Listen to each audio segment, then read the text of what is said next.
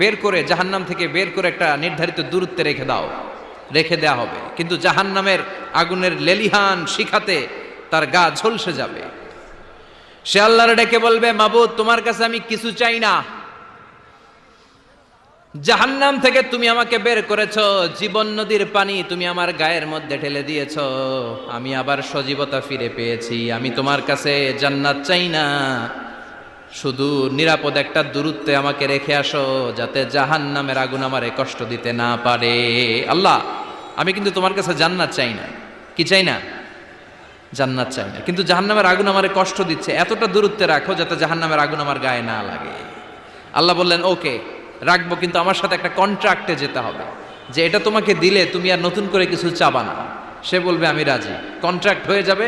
আল্লাহ জিব্রাইলকে বলবেন, যাও এমন দূরত্বে রাখো যাতে জাহান্নামের আগুন ওরে কষ্ট না দেয়। রেখে আসা হবে। অনেক দিন সে